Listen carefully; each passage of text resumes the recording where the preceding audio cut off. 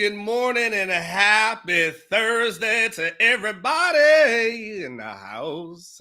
How's everyone doing, man? I am super excited to be here Thursday, September the 21st. Man, as we getting through this month, it's heading into Libra season. That's unfortunate. Let's skip over the Libras to the Capricorn, to the Scorpios, heading into Libra season. But I hope everyone's doing good. Hope you guys have recovered from yesterday. Hope you guys are barreling into your weekend. Hope you guys got some fun things planned for the upcoming weekend. So one of the last weekends, I'm hoping that it's warm weather. You know, we need to get a little bit cooler, some weather that's going on. But nonetheless, I'm here. You're here. And I'm ready to have a good show, a fun show as it is. Robert, you are turning, you're 28, you're a Libra, celebrating in Vietnam for 2 weeks. Interesting. You're about to find your special person over there, Robert. That's a interesting travel destination. And you have to tell me how you came up with that. But happy early birthday to you if we don't see you on October the 18th. You should tune in nonetheless and tell me so we can sing happy birthday to you. But good morning to everybody. As I always like to do, kind of like a little tradition, I like to give shout outs to the people who really, really early in the chat, not the folks that always come in at 9 o'clock. But SEC Hooker, man, poor Rodolfo. I mean, he's just poor guy.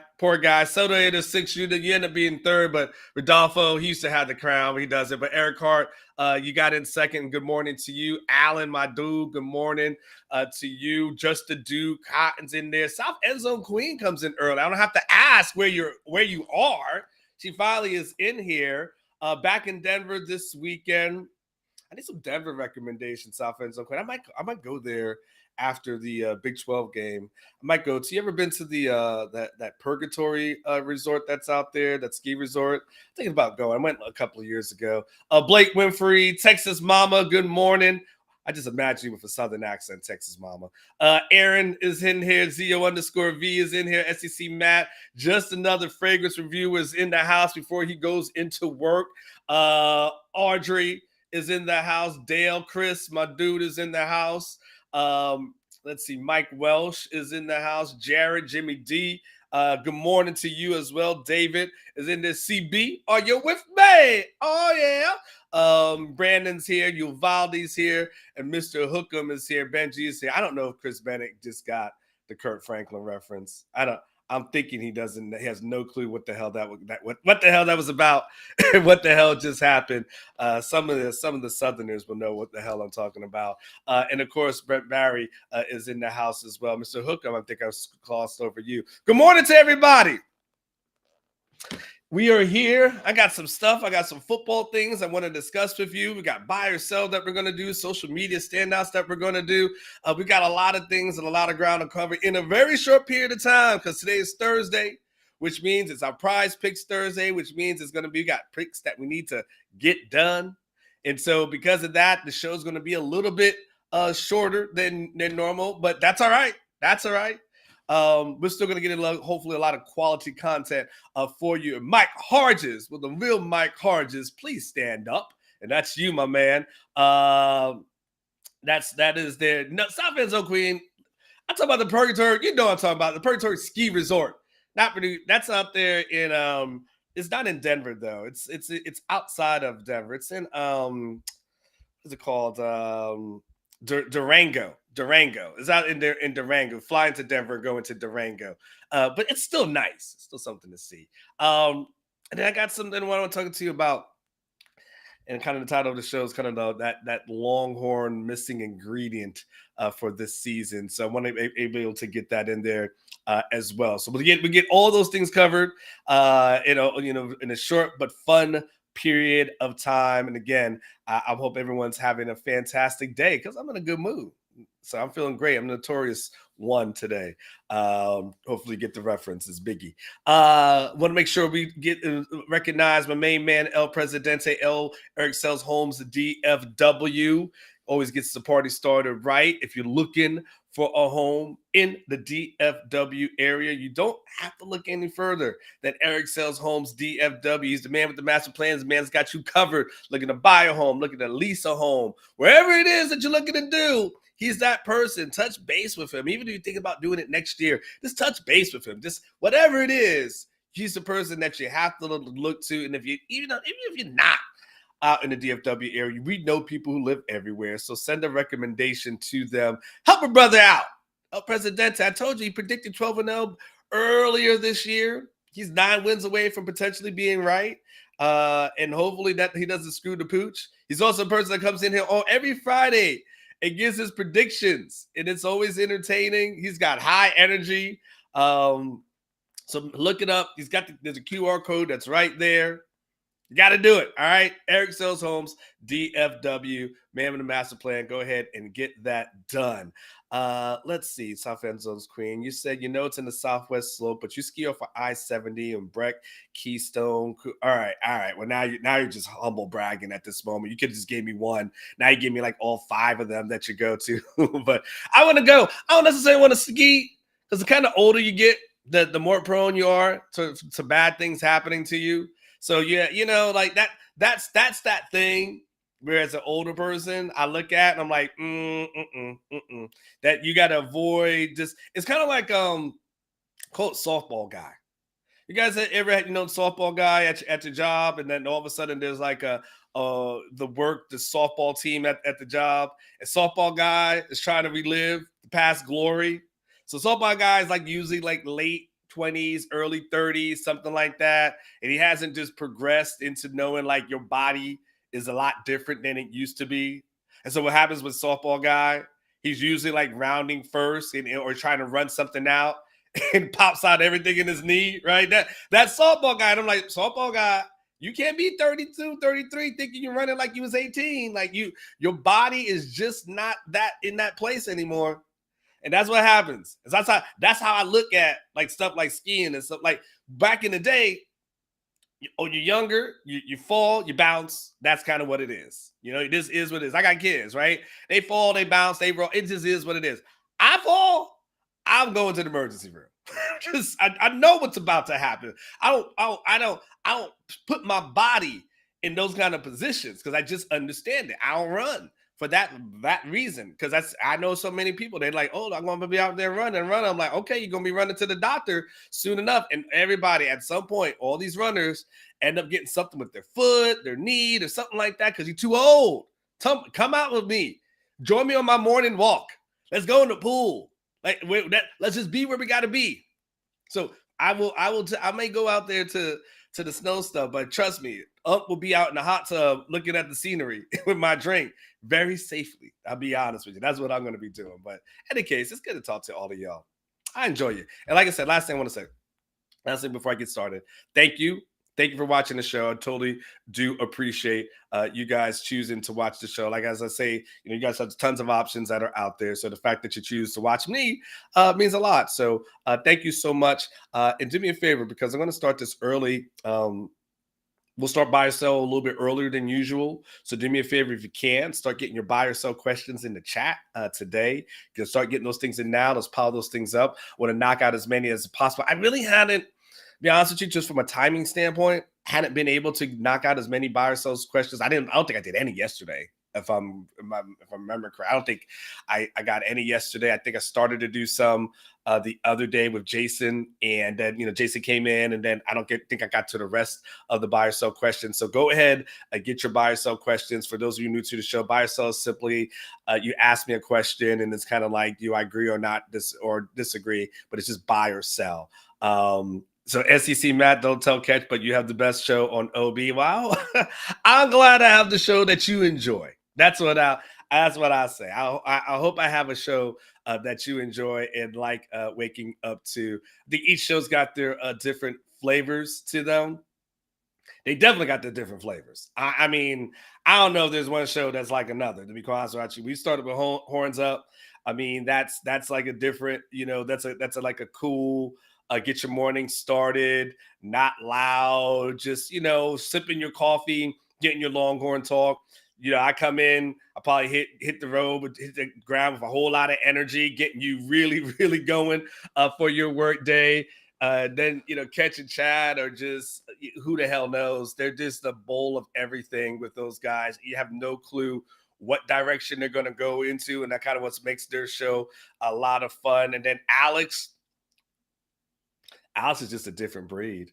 I don't know what it's like. I told you, like, I love Alex. I would never hang out with him, but I like Alex a lot. Like, now, I probably would, maybe I would have fun with Alex, but Alex is his brain operates in a way that's so different and so analytical, that it's really unique and fun to see. And then when you get to the OB show at night, the Outsiders. I mean, that's just kind of like a frat party out there. So I mean, those guys are that's just a frat. Those are like jerky boys, like older guys who are just still, we've got knowledge, but are doing it in a unique way. So it's all different. It's all different. So, but you got me in the morning. So and Alex has something that's untreated. Like there's something that I don't want to offend Alex, but there's something that's different of Alex. Like Alex is on some really, really cool spectrum of what he is. But I love and appreciate that about him. His thought process is really cool to see. So anyway, I'm glad you guys like OB Live. And a lot, we try to give you something different. Like I think there's a way that we used to do and used to operate, and it was just about doing the one video a day, and hoping for a lot of views as far as that is concerned. And we just really wanted to try something new and different, and so I hope you guys are liking it. The good part is you get something every day. Like sometimes the bad part of it is you get something every day, so if I miss it today, and then I'll catch up tomorrow or something to that effect. So that's kind of the bad part. Maybe sometimes the sense of urgency isn't there, but I'm hoping you guys are enjoying the conversation nonetheless. All right, let's get this thing started. So let me get started by saying, before I get into anything I'm going to say, let's just acknowledge what needs to be acknowledged as relates to your Texas Longhorns. They are 3-0, and it's hard in that, and it's like I have to say that because as informed people, as you, as a person who wants to be more informed than the rest, right? You crave knowledge. That's what makes you so special. Everyone who's in the chat, everyone who's listening, but maybe not participating in the chat, like you want to go beyond like the norm of average, right? So I when I say it, the audience that I'm speaking to is an audience that can go into like critical thinking, right? So there's people that who are sports fans, and they just show up for the game. But if they wouldn't know what as far as like where Malik Murphy is and how he looked in the spring and how he looked in the summer and how he looked, in camp. Like this, they just, they're averages, so they know Arch Manning, right? You understand who's in the depth chart as far as running back is concerned. Like you understand the ups and downs of Alfred Collins. Like you go beyond the normal score. I mean, and I'm praising you, to be quite honest with you. I know the audience who I'm speaking to. You're not the average person. The average person just gets their information every once in a while and they go. You go beyond that. So in the conversations that we have, it's important in this group of people who I'm talking to that we have to start with the basis before we get into the analysis and get within the weeds. We got to start with the basis of this team's 3-0. So anything that we say that might be of a critical nature, we still have to go back to this team is 3-0, right? So let's start with the obvious. The obvious is 3-0, top 5 ranking, has the ability to compete for a national championship. So no matter what criticisms or critiques that we have going forward, at the end of the day, you got to say, but we are undefeated, right? You have to say that. You got to remind yourself of that. But in order to continue down that path, right, the thing that no team can ever have is complacency, right? You can't just say to yourself, well, I've arrived, right? That's always the danger in anything that, I just hit everything on my table. That's always the danger in everything that we do in life, is that moment that you feel like you've arrived, the moment that you feel like you're on top, the moment that you feel like there's no room for improvement, and that you've made it. My mom made it. Like the moment you start doing stuff like that, that's when you get knocked off your perch at anything that you guys do in life, right? We're talking about sports, but you're professional. Like the moment I start thinking that I've got everything on lock, or I think that I've arrived, or I'm not, whatever, there's going to be somebody that comes along and all of a sudden starts breaking every single story on this beat, and all of a sudden I'm getting smoked and I'm an afterthought, right? You got to always still stay hungry in what you do, right? In your profession. I think South Enso Queen, she works in the medical profession. Like the moment that you think like you know everything, you don't do continual training, right? And you don't try to become the better doctor and learn the different things and techniques and all this other kind of stuff. Like you get left behind. There's Yelp reviews, there's Google reviews. Like people start saying like antiquated, don't have good bedside manner, like all those kind of things. Like you have to kind of still keep striving and trying to get to the top. So when we have the conversations about the Texas Longhorns, we understand that. I'm excited today. We understand that I should slow down, but I'm really excited. We understand that yes, they are 3-0, and yes, that they had that win against Alabama. All those things did happen, but in order to get to that ultimate goal of getting to the Big 12 championship game, getting to the CFP, this team still has areas that it needs to improve. It doesn't mean that we're saying the team sucks or they haven't accomplished anything or takes away from anything that they've been able to do, but we can objectively say, all right, what's the next level that this team needs to achieve? So I'm looking through stuff this week and I'm reading up on different things, and Tuesdays and Wednesdays kind of gives me that ability to do that, right? And good morning to you, Felix, as well. And good morning to you, Jesse. Thank you. Correct. Stay hungry, right? That's what we're talking about at this goal of staying hungry, trying to get to 12-0 and obviously getting to the CFP. Because right now, let's just be honest with you, 12-0 has got to be the goal at this moment. Like any 10-2, 9-3 is like that's a disappointment at this point. Getting to 11-1 is cool. 10-2 is like ugh, but that's the goal. Arlington, right? And that's all on the table from there. So I started reading up on what other people say, because I always like to hear what you guys say, because I always love the feedback that you guys give me. It helps to kind of form and shape my opinion. And I don't ever want to feel like I'm above hearing what anyone else has to say. And so I always sometimes want to read what other people are saying about your Texas Longhorns. So I was looking at the ESPN power rankings this week and wanted to kind of see what they were, because ESPN was really pumping up Texas before the season. And so I kind of started getting into that thing. And you're right, just to do. We haven't won any titles, a conference or a natty. There will always be work to do. No handouts, 100%. You're on point with that observation, just to do. If I can hand clap it, I would, because it's really good. So I was reading to see what they said about about Texas, right? They have Texas ranked 5th currently within the power rankings, okay, at 3-0. And it was really interesting, the observation that they had. It was written by Bill Connolly. And it said, and I want to read this. I'll read it. One day, if I advance planned, I would probably have Aaron put this on the screen for me. But I don't plan that far in advance. So, and Aaron's got to do his show in the morning. So I got to be respectful. So I'll be honest with you. It'd probably be better. It's probably better video if I just did it at night. But I wanted to watch the Inter Miami game with my son. So I took quality time with my son, and we'll make it work today. They said Texas has a history of showing up for big games, then suffering letdowns. This is the observation here. And let's see if you agree with this. When Miami tied the Longhorns after a 17-play, 10-minute field goal drive in the third quarter, it looked like another lull was underway. Instead, Texas responded brilliantly. Xavier Worthy scored on a 44-yard catch and run, kickstarting a 21-0 run over 4 minutes early in the fourth quarter. Horns cruised to 31-10.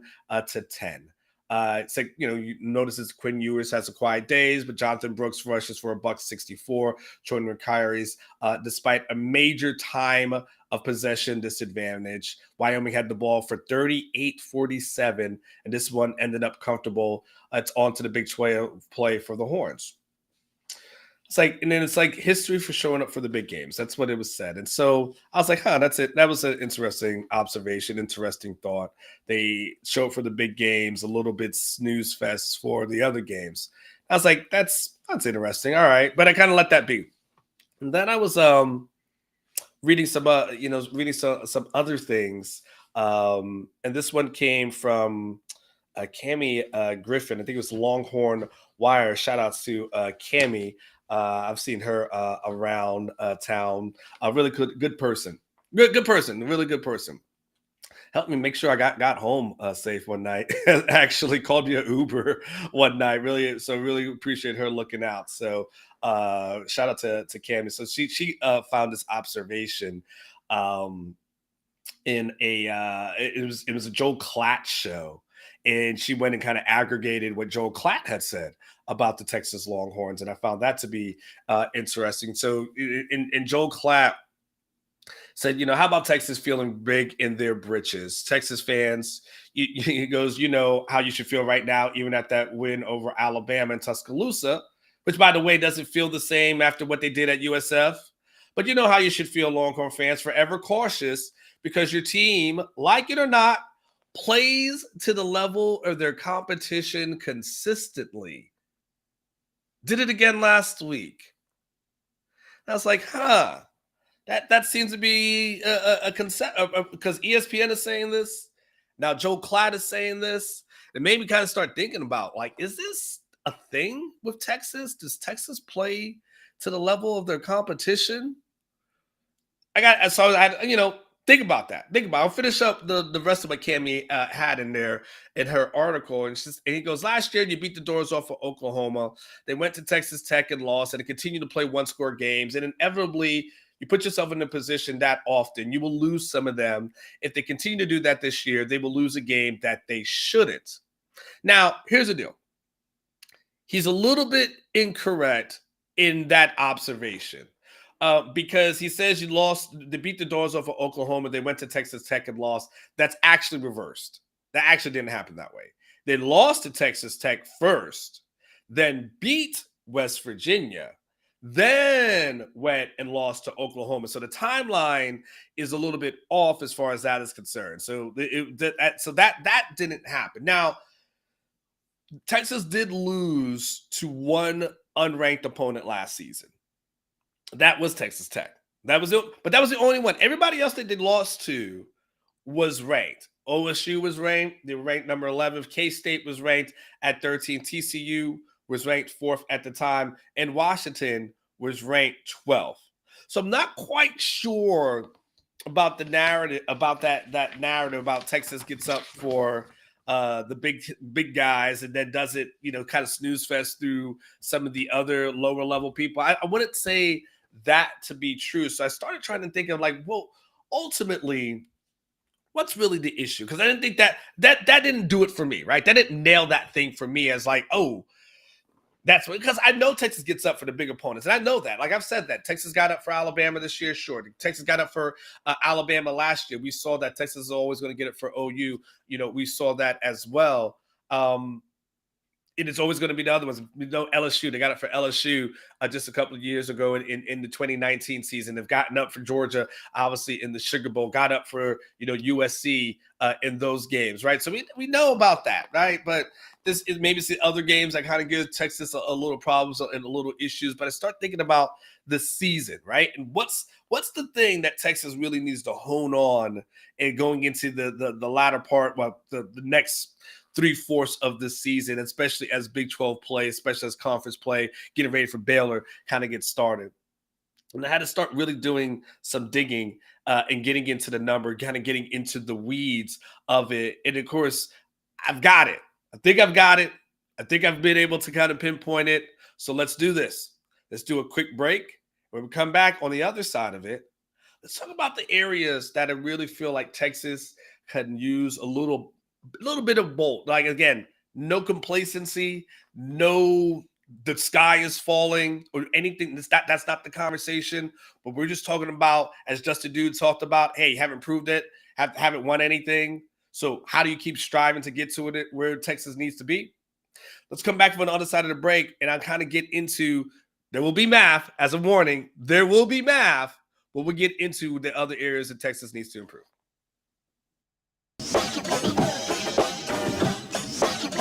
This Orange Bloods recruiting flashback focuses on the player generally considered to be the greatest Longhorn football player of all time. Vince Young was a five-star prospect by rivals when he signed with the Longhorns in 2002, finishing as the #1 overall player in the nation. 20 plus years later, the two things that stand out the most about Young's recruitment was how much ground the Longhorns made up in a blink of an eye. Weeks before his senior season began in 2001, his mother reported that Texas was out. Quote, "We ruled out Texas as Vincent has decided that he probably won't stay in the state of Texas to play in college," Miss Young said.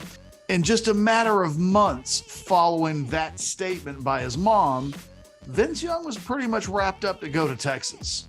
The other thing that stands out about Young's recruitment was just how big he was in the city of Houston. I went to a playoff game with Madison against Hightower in the Astrodome, and opposing fans were jumping up in the stands over the excitement that Young was creating. I wrote for orangebloods.com at the time, quote, "At that point, the Astrodome crowd started to go crazy. People in the Hightower section were high-fiving each other, laughing, and screaming in amazement," end quote. It was unlike anything I've ever seen before or since. On the day he committed to the Longhorns in January, Vince said, quote, "There's a lot of love down there at Texas, and that's what I was looking for before I visited. They made my mom smile, and that's all I needed to see. I committed to them this afternoon." Young was the bell cow of a 2002 recruiting class that was ranked first in the nation and is regarded as one of the best in the history of the school. That class signed 6 five-star prospects, which also included Justin Blaylock and Roderick Wright. Ultimately, Young's class was the foundation of the 2005 national championship team. All right, welcome back, VY in the house. All right, so let's talk about Texas. Let's get a little bit. Oh, Jason. Well, we'll go ahead and talk about what you want to talk about for a super chat. Super chat. We'll talk about what you want to talk about. I'll get to my stuff later. Whatever it is you want to talk about, Jason. $10. Well, $10 will make a holler. Elephant in the room. Good morning to you, Jason, by the way. Hope you're doing well. Elephant in the room is Sark is not a great OC. Offense has been average for 3 years.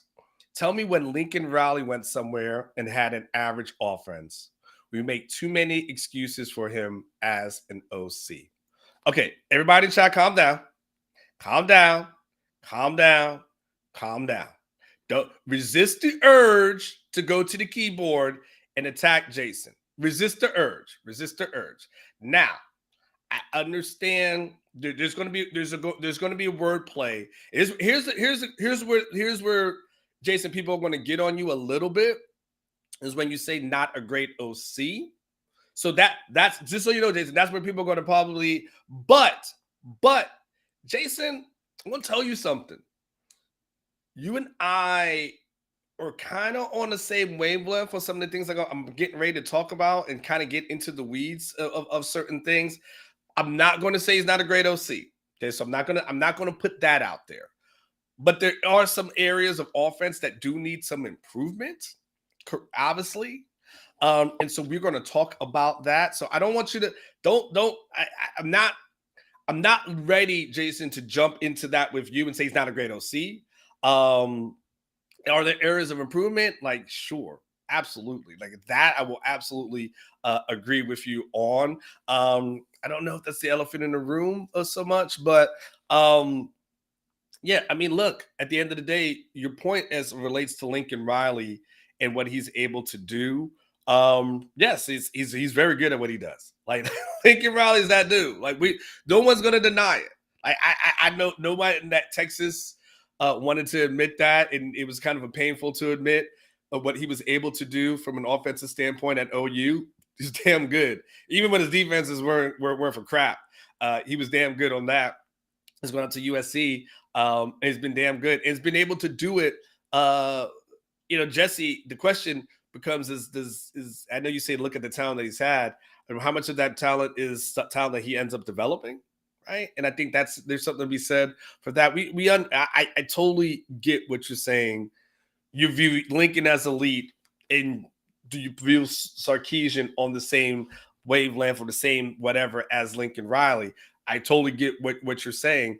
So hold off on that. We're going to get into a little bit of that. So just stay tuned. Stay tuned. I've actually got some numbers that will support a little bit of what you're saying. Okay. Um, so we know, here's what we do know, okay, as relates to Texas in that conversation.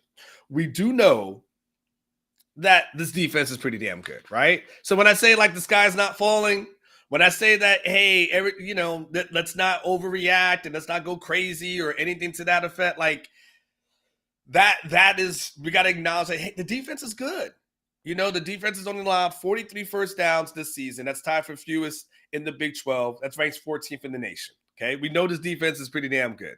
We know that this defense is currently ranked third in the Big 12, is giving up an average of 276 yards per game. That's third in the Big 12. That's just below Iowa State and Kansas, which is kind of odd. And do with that what you want to.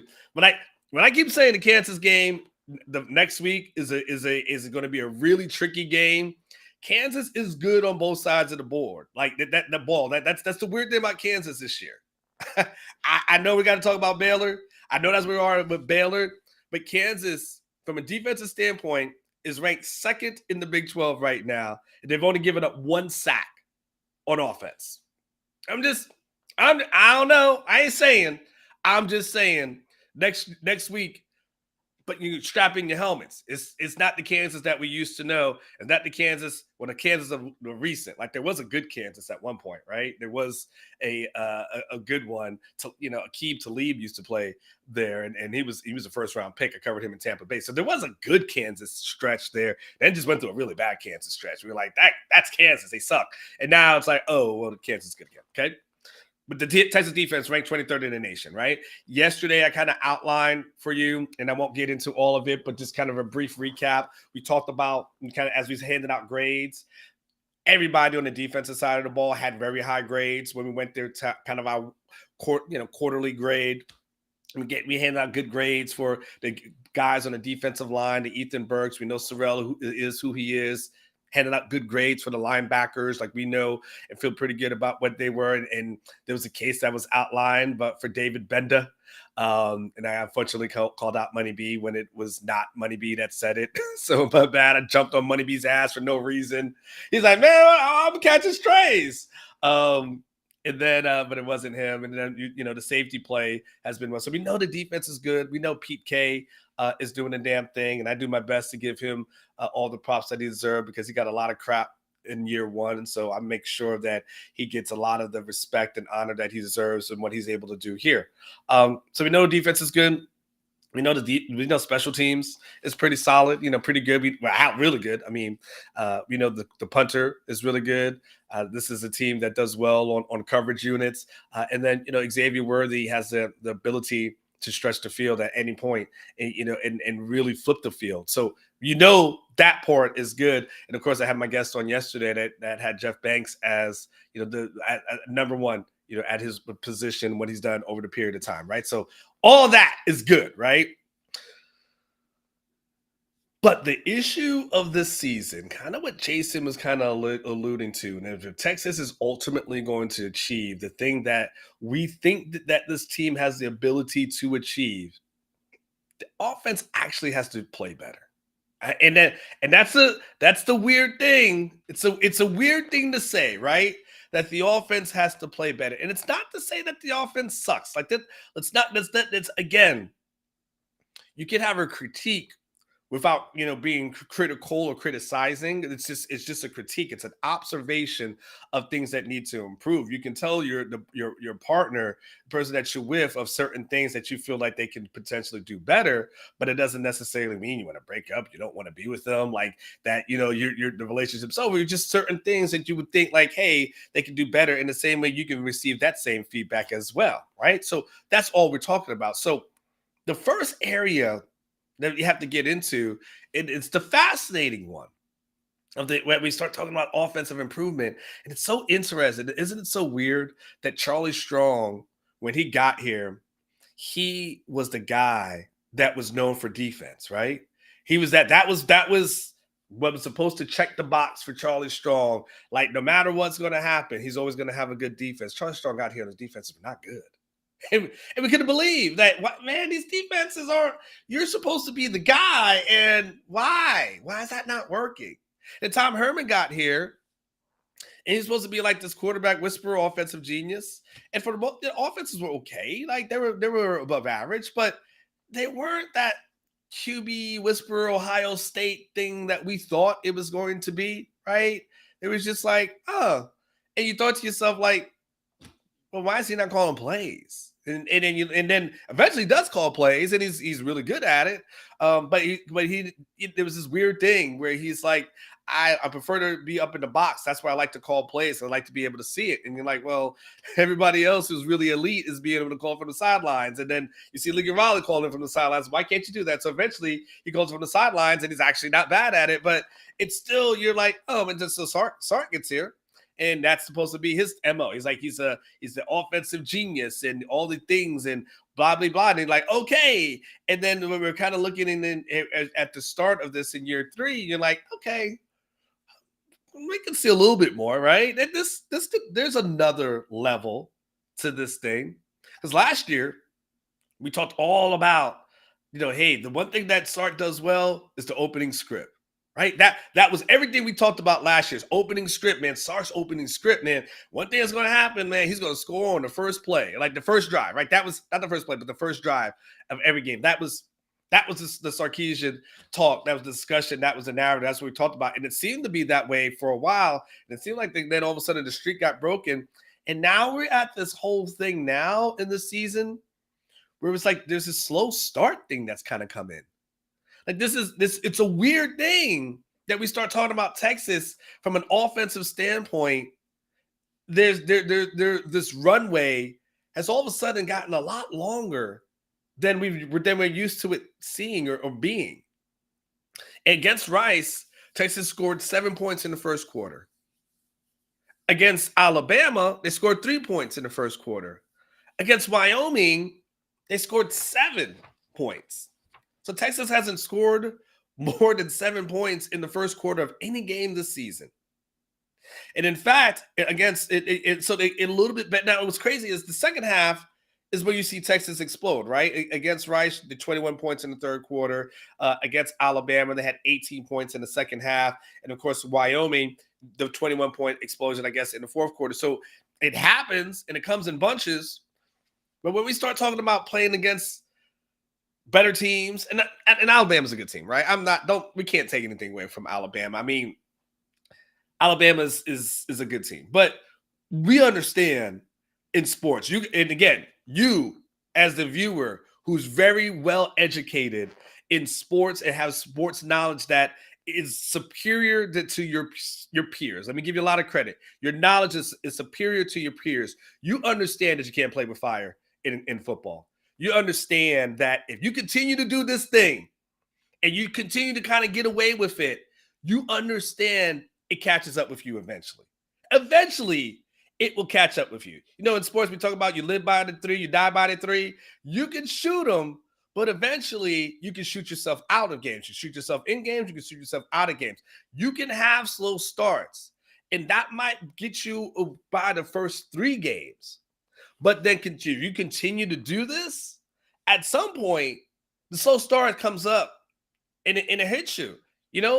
Old folks used to say, you dance on a fire long enough, eventually the spark's going to come up and hit you in the ass. Like, you can only do it for so long before something bad happens to you. So Sark kind of talked about the slow starts on Monday when he had his press conference. One of the things that he was asked about, and Sarkisian will address the media today at 11 o'clock, 11:10, I believe. It's not really televised on LHN. Don't call me. Don't complain to me. It's not my area of responsibility. That's on the channel that will not be here next year. And I hope everyone who's at LHN currently finds a safe landing spot and a safe job, because I don't have anything against the people at LHN. I just have the people who run LHN. He said, I think we're a better team when we're really efficient on first down, and that's probably true for everybody, but we're good on when we're good on first down, generally we avoid most third downs. Because the first down, second down, you talked about the first down, it makes it more manageable on third downs to win those third downs in there. It goes, but they get themselves in trouble when they put themselves kind of in the third and long situation. As it goes right now, and he admits, right now it's just not quite a strength of ours. He goes, and we need that to become a strength of them, especially on the early downs. And by doing that, he goes on to say that we can create some momentum that way. We really start sequencing plays in a manner where guys understand what's coming next. And so that's, he starts talking about their base game plan and why that's so important, and he basically starts talking about fast starts and so on and so forth, right? So let's double back to the thing that Jason says, and Jason goes, no, his script doesn't work. Then the defenses changes throw Sark off. It has worked against Rice. It worked against Wyoming. Saban wasn't changing. Jason, listen, man. Jason, I'm not. I would tell you, you're not off, because it's the interesting thing about what Sarkisian has talked about and kind of admitted to us this week. And I do appreciate his transparency, by the way. Like, I do appreciate him explaining those are certain things, but he has said in a certain way that, hey, we've had 2 games where that team has shown us something on the field that they hadn't shown on film. And basically, it threw him off. He doesn't say it threw him off, but we can interpret that. And then we could interpret that it took him a while to adjust. And how do we know it took a while to adjust? Because we didn't see some of the outbursts and some of the things that this defense is able to do until the third quarter against Rice, the fourth quarter against Wyoming, right? Eventually those things happened. Some of it was obviously due to what the defense kind of stepping up. That Wyoming thing happened a lot because of the defense. That's what you give credit to. Then the offense did a couple of things, but the Wyoming situation was defensive related. But the admission of that ends up being him saying, like, yeah, man, saw something different. Whoa. And it's like, are you in your head at that point? Because that should be a certain thing where it's like, hey, if he's got, a playbook, and he's telling himself, like, hey, this is what I've got. This is what everything I've seen, and this is everything, all the plays that I'm ready for. And this is where we're going to do. And then when you see something different, you're like, oh, snap, to do something different. Rip up the game plan, guys. Let's go ahead and do something different. I got it. Let's go to this one. But because we're not seeing that quickly or quick enough, it's starting like, all right, man, all right, what is going on with that situation? That's what Jason's talking about. That's what Jason's referring. Can't totally disagree with him. That's good coaching on the other side, right? And the side that Sark is kind of has to work on improving is, like, if that's the book on you, hey, just throw something different and just try to get a lead. Just throw something different at them, try to get a lead. Then all of a sudden you say, well, that's what everyone's going to do. That's the script, right? And so that's one of those things that if that's out there, then he has to change that narrative. It's not to say he can't. I think he's got the mind to do it. I think he can do it. Like, I'm not going to doubt the man as relates to that, but that's the thing that he has to be prepared. As Jason talked about, got to be prepared for all scenarios. And but it's got to be in your mind. And again, that's the thing is, if someone's throwing you something on film, and maybe it's a 4-3 or whatever he saw on film, right? But then all of a sudden you come out and you see a 3-3-5. It's not the first time you've seen a 3-3-5, right? I mean, if it's not the first time you've seen it, you've been doing this your entire career, it should be a quick adjustment. Oh, you want to do that? Boom, gotcha. And then the team has got to be able to adjust as well. So let's look at what's happening from an offensive standpoint. And again, these are observations. These are not, the sky is falling kind of negativity. It's just us having observations of things and areas that this team needs to improve. So let's talk about what he was talking about, the third down thing. Right now, and this is crazy, what I'm going to tell you, some of these numbers, there will be some math, but these are stats. These are not analytics. These are stats, as my man Bartow would say, or Bartu actually would say from yesterday. Texas ranks 11th in the Big 12 as relates to third down conversions. 11th in the Big 12 third down conversions. Texas is converting 37% of their third downs at this moment. 11 out of the 14. I know I messed up the other day. I said 12 teams. I'm all thrown off. I don't know how many teams are in the Big 12 anymore. I don't know who's in this year, who's not in. Is Deion playing this year? I don't know. But as we started talking about getting down into the season, right? And we start talking about things that need to improve. Again, the defense can carry you, but the defense is going to have days where they're just not going to be perfect. It's hard. You guys, this is what I'm talking about. I'm speaking to smart fans like this. The jokey stuff that I like to do, and I like to do that. I like to have fun. But right now, we're just having an intellectual conversation about football at this moment. The smart fans that you are understand that you're not converting on third down. You're not going to win many ball games, and if you put your defense out there and put them in harm's way too often, too long against good teams consistently, week in and week out, guess what? You dance around the fire long enough, a spark will come and hit you in the ass. Like, that's what you're playing with.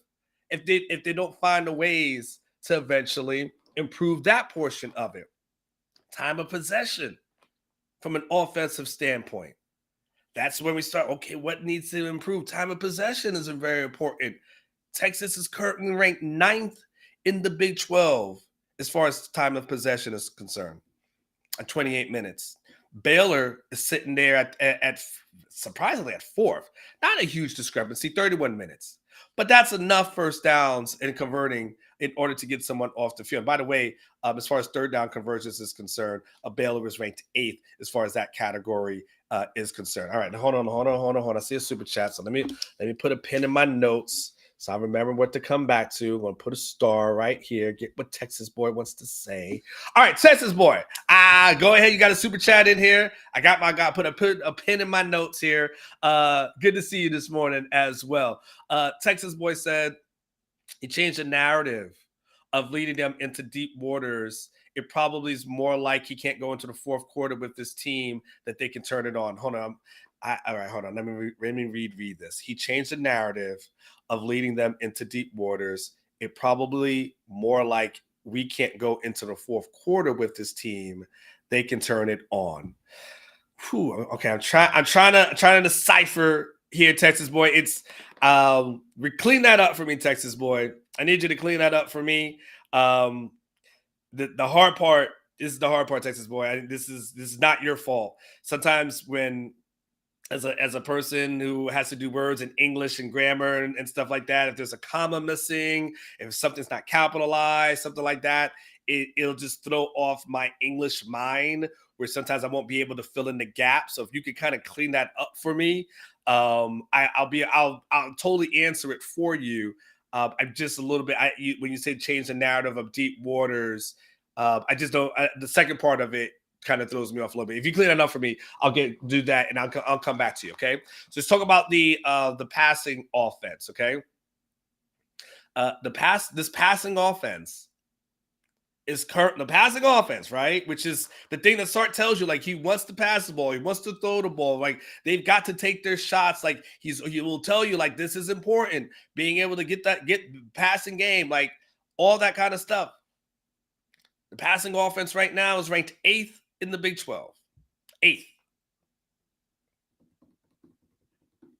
From a team that it should be set. Let's just be honest, it should be 7 other teams that have a better passing offense than Texas. Obviously, I told you guys yesterday that the rushing offense is ranked 10th in the Big 12. Passing offense right now is ranked 8th in the Big 12. Just a notch above Baylor, who's playing with a backup quarterback. There's that. So that one has to be a little bit better.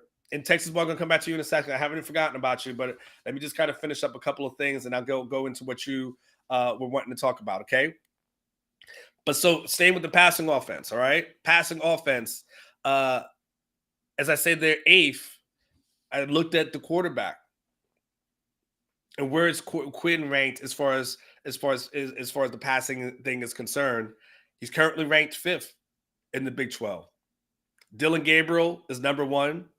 He's throwing at 301.7 yards per game. Chandler Morris for TCU at 285. Will Howard from K-State, he's at 272. This is the average, of course. Tyler Show from Texas Tech, I hope I'm pronouncing his last name correct. He's at 247.7. And then of course you have Quinn Ewers down there at this moment. So Tyler Shook, thank you. Tyler Shook is where that one is. And so they're okay with, long scrimmage plays and things to that effect. But that's where we're kind of at. And as far as the offense is concerned. Okay, Texas Boy says this. I want to make sure I get to that. We'll put a ribbon and bow on the other stuff. Texas Boy, he said last year, Tech said, get them in the fourth and they will fold. I can't say that thus far. Take your time. Okay, I get that part of it. But this is the other thing about that. And this is the danger of what you're doing, Texas Boy. Sure, they're not folding in the fourth quarter. But the danger of what you're saying is you can still play a complete game, though, right? That's the goal. So the goal now shouldn't be, well, let's fall behind in the first half, and then let's go ahead and get them in the second half. Sure, they have the ability to do things in the fourth quarter, but my point of what I'm trying to say, Texas Boy, is that that's not the formula for success. It's not. It's a sign of improvement, and you take the signs of improvement. Like, sure, you take hey, this team has shown the ability to step up in the fourth quarter. That's great. But being in life or death games, again, if you do that too many times, Texas Boy, you're going to lose. I'm sorry. You're going to lose. You're not going to be able to pull out every single one of them. You won't. That's not a winning formula. I'm telling you, that's not a winning formula. Feeling good about finishing strong in the first, and that, sure. But if you're going to start off slow and put yourself behind the 8 ball in every single game, I'm telling you, you're going to be looking at when you get into week 8, week 9, week 10, you're going to look back and be really frustrated and tell yourself, damn it, man, if you didn't have a fast start, or if you would have been able to start fast in some of these other games, man, what a difference it could have made in some of the results. So yes, be happy to a certain degree that you scored 21 points against Rice. That's fine.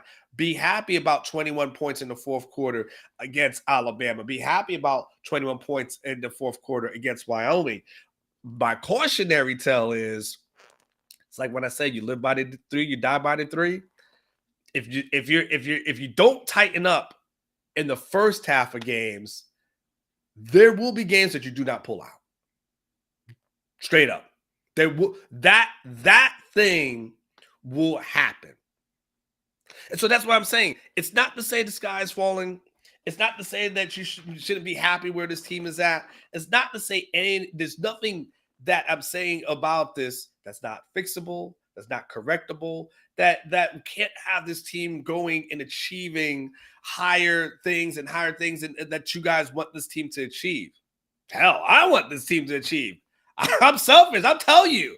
I want to cover a bowl game outside the state of Texas. Like I've got selfish thing. I want this team to go 12-0. Shoot, you know how happy you guys would be? You guys might just people, man, what was it? Aaron, was it the Monday after the Alabama win? Someone started off the super chat with just $100 that Monday, just out the clear blue. He's like, man, I'm so happy. Here's $100 on me. Like, I want you to be happy. Trust me. Hell yeah. It's great. It's great for you. I care about you guys because as I've gotten to know a lot of you through the years, I want your team to have success. I do, just for you.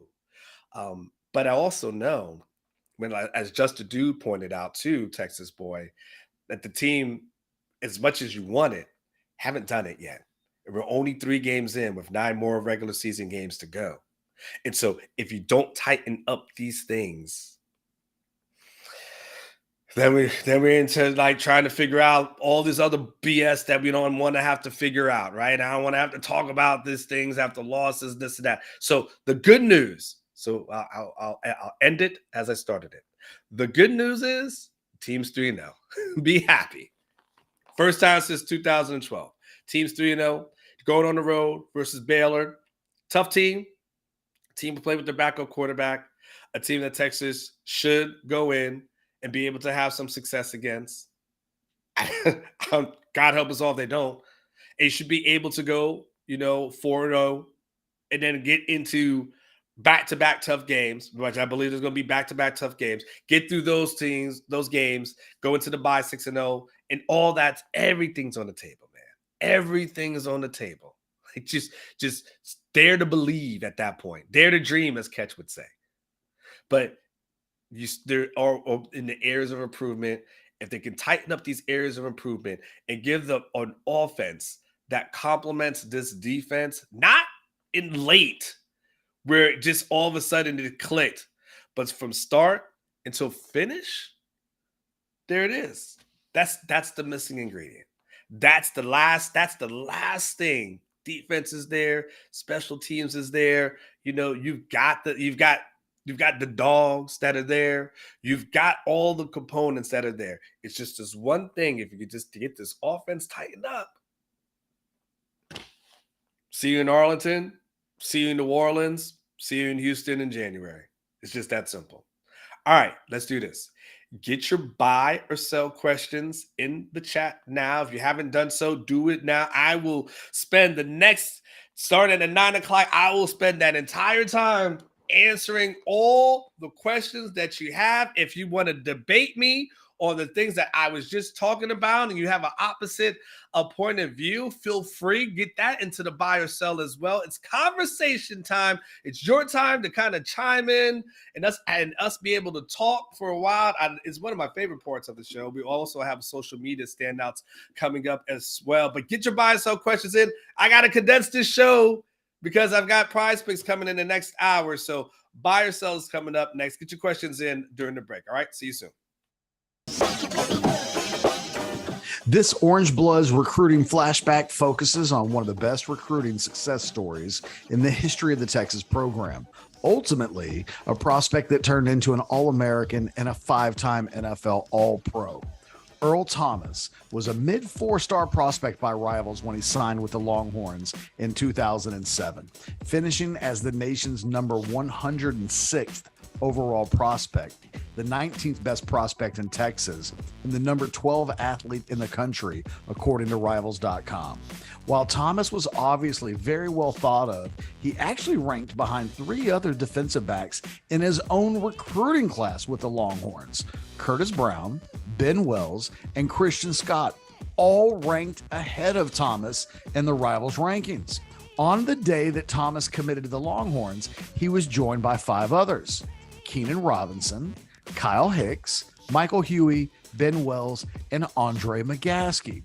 Of that group, Robinson played in the NFL, while he, Hicks, and Huey were all multi-year starters on teams that challenged for national championships. Meanwhile, Thomas was Thomas. That was some kind of weekend for Mack Brown in recruiting.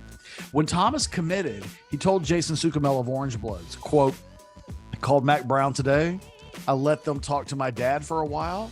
My dad wanted to talk to them before I committed. Then I went ahead and made my commitment." My favorite memory of Thomas's recruitment occurred in College Station for the 2006 state 7-on-7 tournament before Thomas's senior season. After watching him play in a group game on the first day of the event, an NFL coach that I knew walked up to me and told me that Thomas was the best player in the entire class. We didn't listen to him when we did the rankings, but we should have. Thomas was a member of the 2007 recruiting class that finished 5th in the nation in the Rivals.com rankings. Earl Thomas, man. I remember covering him in the NFL. Boy, that guy was dominant for a period of years. All right, man. Man, ladies, everybody who's here, let's go ahead and do that. Texas Mama, South End Zone Queen. Let's go ahead. Let's do some buy or sell. I also know that some of you guys are just asking questions, so I'll get to that as well. Even if it's not in a buy or sell technical format, I'll also get that in there as well. So don't worry about it. I won't won't be particular with it and do you wrong or do you dirty or anything like that. Oh, speaking of South End Zone Queen, there she is. Buy or sell. Anwar finally asked if Sark is ready for the 3-3-5 scheme. The Big 12 is going to scheme against him. I will sell it asking in that kind of way. How about that, South End Zone Queen?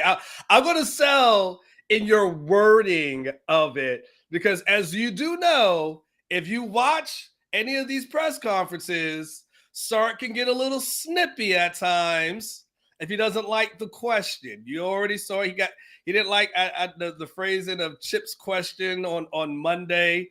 And so we know the phrasing is important as relates to anything that's going to be of a critical thing. So I won't necessarily ask him, are you ready for a 3-3-5 scheme? I might ask him and see, what has he seen from Baylor on film? And does he have a backup plan if they throw something different out there? And even that might get a little pissy with. I don't know. I'll figure it out. All I'm going to say is this, South End Zone Queen. If I do ask that question or a question like that, I just want to make sure all of y'all got my back. I don't want you guys to come and say, man, well, you deserved it, Anwar, because you asked a stupid question, man. I hate the media. The media's always asking. Like, that's what happens. Like, so I'm just gonna make sure that everyone's got my back. Because if he ain't got my back, I'll just ask him, well, what's it gonna be like playing your last game in Baylor? What's it gonna be like the last time? What's your favorite? Like, I can ask those softball questions and make my life easier. I always sometimes wonder if people in the media don't like me. They probably don't. they probably, man, he make fun of us. I make fun of everybody. It's nobody that I make fun of myself. I mean, shoot. I mean, everybody can get it. So I'll think about it, South End Zone Queen. All jokes aside, there is a good question in there. If phrased properly, there's a good question in there to be had. And the adjustment thing as well. Nick, good morning to you, Nick. Buy or sell, you're happy this is your last trip to Waco. I'd sell on that.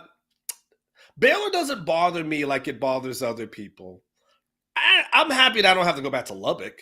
Like, if you want to, so I can name you the Big 12 spots I'm happy that I don't have to go back to, right? I'm happy I don't have to go back to Lubbock. That's number one. Happy that I don't have to go back to West Virginia. I'd rank them up there, even though I would stay in Pittsburgh. I didn't love going there.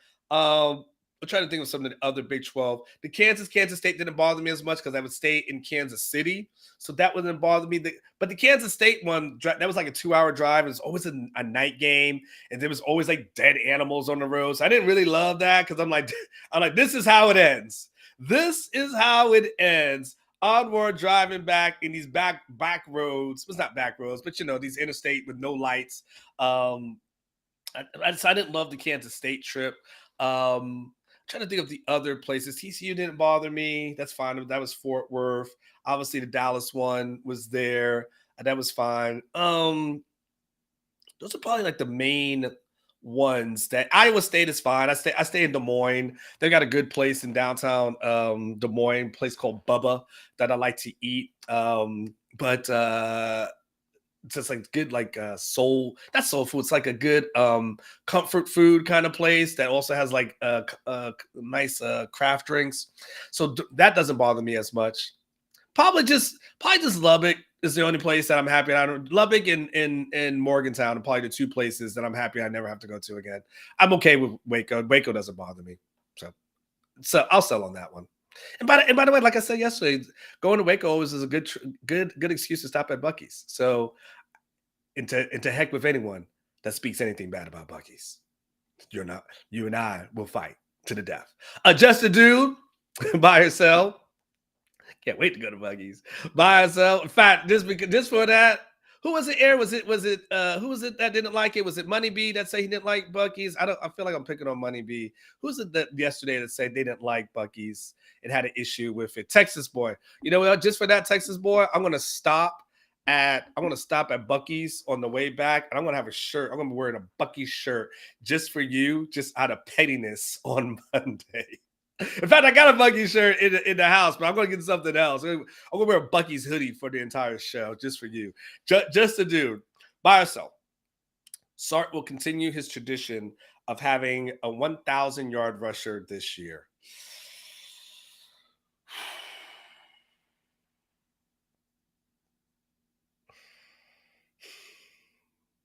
I mean, right now, I may have to sell on that.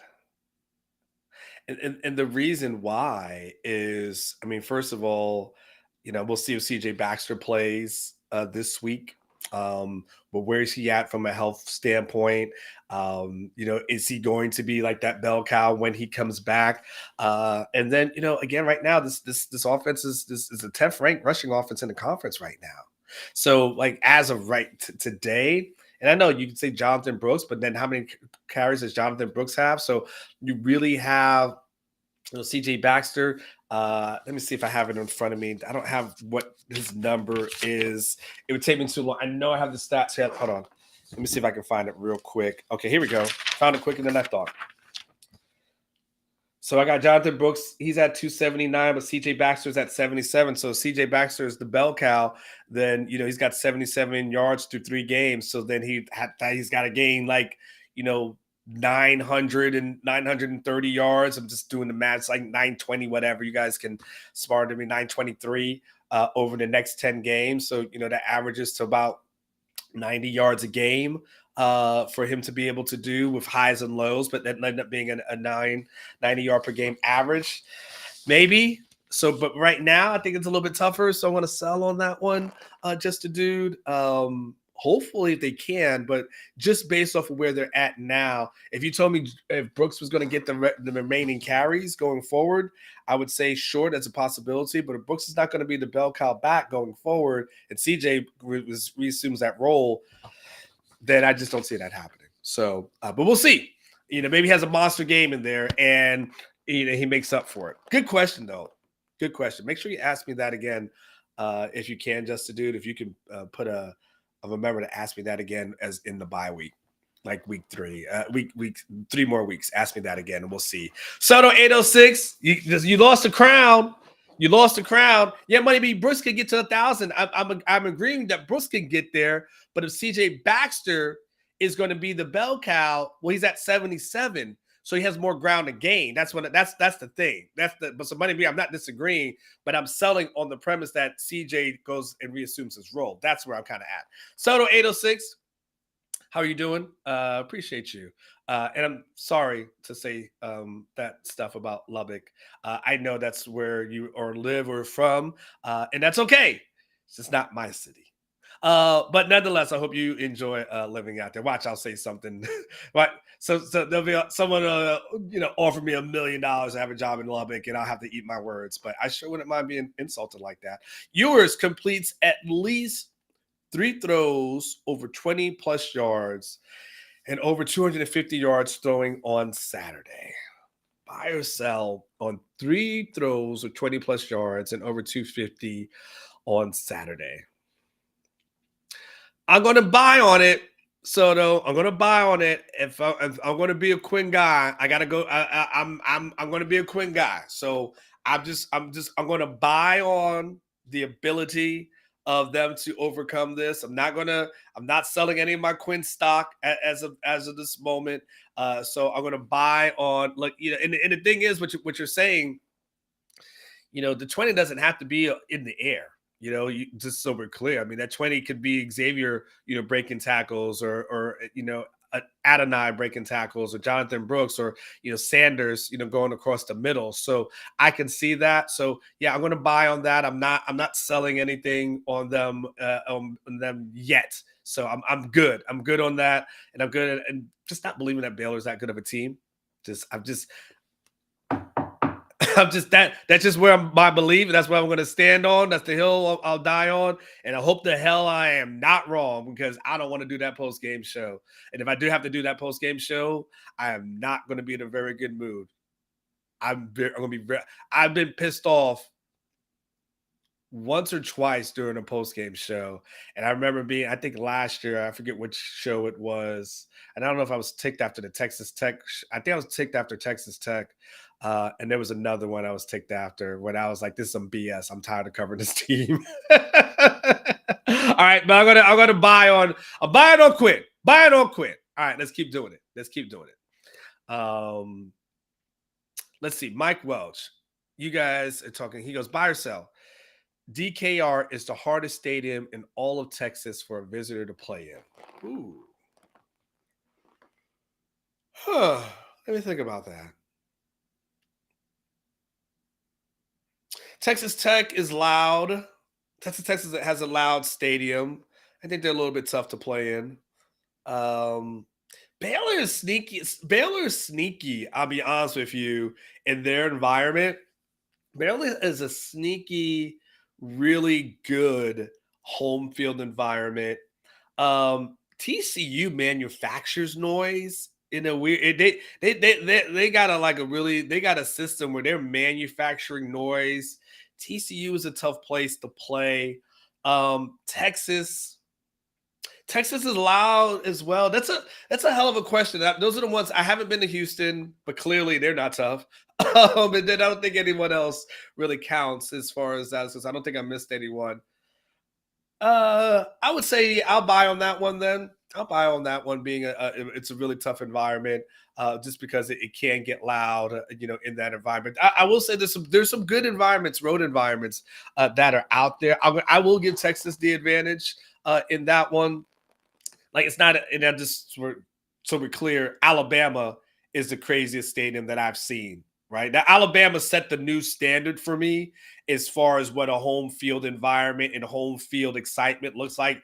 Bama just they were off the mat, off the chain with what they were doing. But I'll buy on Texas. I'll buy on Texas, and I think even one of the Alabama guys had said that after the season that was one of the hardest places that they have ever played in. So definitely buy on Texas. It's a good question, but I don't sleep on some of these other places. They actually are really good. I think of what's left. I would say if I give Texas number one, I think I would give. There would be somewhere between TCU and Baylor would be number two. For me, I might put TCU at number two and Baylor at number three, but it's very close. I could flip flop either one, to be quite honest with you, because they'll stay. Baylor's loud. I don't know how they do it, but they're really loud. Text boy, he's back. Keep adding to my Bucky's fund, text boy. Keep adding to my. No, I know what you're doing. You're not going to donate. You're like, I'm not going to donate. It's going to go to Bucky's. Buy yourself. They should. Oh, she's asking about Bucky's. So just so you know, when it pops on my screen, I look at the name first just to see who does it. I don't look at the question. So whenever it pops up, so I'm like, South End's on quick, right? And I always look at the name and then I look at the question. So, okay, buy or sell. They should turn all Bucky's into Quick Trips. Sell on that one. Quick Trips, you're probably more comfortable with a Quick Trip, and I'm sure that's a little bit of a smaller thing for you. I don't enjoy the bathrooms at a Quick Trip. Like, I don't find them to be as clean as Bucky's bathrooms are. I don't think they have as much food to offer as at a Quick Trip. I stop at Quick Trips, so we're clear. I stop at Quick Trips, but and that's probably my number two for me. But no, Bucky's is legit, hands down. I guess this really means that I have adopted Texas as my home state, because I will fight you for some damn Bucky's. I'm serious right now. There's still, I feel like I'm honest with you. Like, I get there and just wander around. I just wander around this thing. Like, I'm like, what the hell am I doing? I'm like looking. I'm like, huh. Like, I'm looking like the sayings that they have, like the paintings with the sayings and the quotes on them. I'm like, I should get this. And then like I'll be honest with you, like, I'll get something Bucky's related for like Christmas.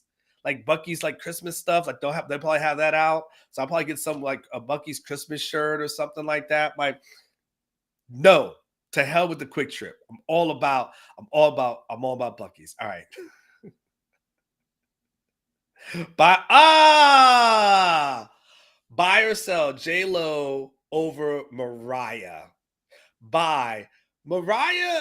Okay, so when you understand sometimes when I talk about Unk's issue with like, crazy, Mariah like is like prescription pill crazy, right? That's where Mariah is at. Like she's like that kind of crazy where you're like, oh wait. I'm talking about like sassy. Like I'm talking about like again, left eye, like she burned your house down. Like, whoa, hey girl, how you doing? Like that, I got insurance, baby. It's okay. Like that kind of like she is a different level of like she's like almost like Britney Spears in like the like, whoa, you're a little bit out there, man. I don't know what's going on with you. So nah. J-Lo, I can take J-Lo somewhere, and I know she can adapt to the environment. If I gotta take Mariah with me, ain't no telling how she's gonna show up. Ain't no telling what state she's gonna be in. Like we saw her, you remember the New Year's Eve show where that thing was just a train wreck? Like I can't deal with that. Like you can't embarrass me. Then you guys to talk about me. So nah, J-Lo over that. That was too easy, Money B. That was too easy for me. I like that. Mariah, I don't know, man. She might show up and just fall asleep. You're like, yo, where you at? I'm talking about like the crazy is when that kind of crazy where there will be a reward at the end of the night for dealing with that level of crazy if you can read between the lines. All right, what else we got? You better read between the lines. I ain't gonna say it. Blake Winfrey, buy or sell. One of the storylines Longhorn fans talk about a loss coming out of this weekend is how bad the refs were. I would just sell on that one just because I think we know how bad the refs are. I think we talked a little bit about that spot, and how it should have been put back on the 8 and how it's unreviewable and how someone went out on the 12 and what that was. But I think honestly, like when you see a game officiated by the Big 12, do you have high expectations? I don't. I lower my expectations, and so I think the thing for me, Blake, is it's kind of what I expect. It's like I can't be surprised about something, that I know is coming. They've shown us who they are. Just be happy that they actually call penalties on another team because we've seen those games where they don't call a penalty on another team, right? So, nah, man, I'd sell on that because unfortunately my standards are so low for officiating in this conference. Nothing surprises me, so that's where I'm at. Texas Mama, do you have a Southern accent? I was kind of curious. Buy or sell though. She makes Texas babies. That's the guy on the break. He's like, I want to marry a Texas woman and have Texas babies. Texas Mama, though, how are you doing? I appreciate your support. Buy or sell. Aranda tries some trickery early in the game. Buy. I will. Oh, Dave Aranda. Let me tell you this, Texas Mama. Dave Aranda needs this game. If Dave Aranda, because Dave Aranda, he's feeling the pressure right now. He understands what this thing is about. That them getting to the Big 12 championship game, that success that they had a couple of years ago, that is gone. Now, them happy feelings, that they're not that they do not raise the banner over that. They need a win, and the easiest way for Dave Aranda to make sure he gets people off his ass is that he's got to be able to beat a Texas. So absolutely, I guarantee you, they will throw everything at this program. Now, listen, I don't know what his confidence level is within this backup quarterback, but if Dave Aranda goes and gets curb stomped by Texas, he's not going to make it after the season. I'll just be honest with you. He won't make it.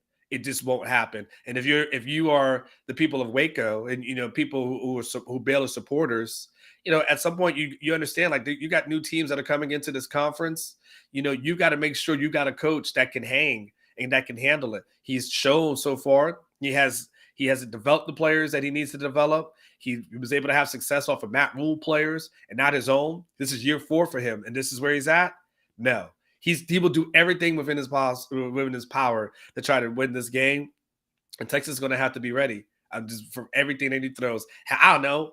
He might, I don't know, what's going to throw some different defensive front. I don't know. He'll probably do everything that he can. So yes, buy or sell on that all day. Buy or sell on that all day. Uvalde, me and Mariah go back like babies and pacifiers. Jump. Okay. Zach the Ripper. How threatening do you really think Kansas is? I feel like Baylor, Kansas to OU favors us improving. Kansas is legit, man. Don't sleep on Kansas. Do not. I'm just telling you, do not sleep on them. They've got a good team. They've got a good quarterback. They've got a good defense. They've got a good offense. I think last time, what did they average? I think so. They had like about 500 yards of offense in one game. I don't know exactly what they're averaging at this moment. Do not sleep on them. I am telling you, to not Baylor. I think we could kind of go into it, and now I kind of say, all right, Texas should be Baylor. I'm just kind of like going through the motions as far as Baylor is concerned. To me, this game is Texas just being its best self, and then Texas should beat Baylor. But next week, I'll predict Texas to win next week. Don't get me wrong. I'm not on upset alert, but I am on strap it in alert.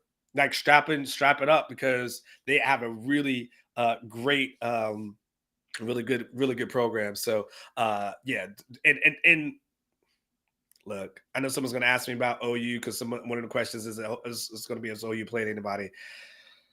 I know we don't like to give them credit, because I know it's fun. It's cool to make fun of them. Like, I get it. Like, I get the jokes about OU and stuff. Do I think OU has played anybody with a defense? That was Zach the Ripper with one of his questions. Thank you, Aaron.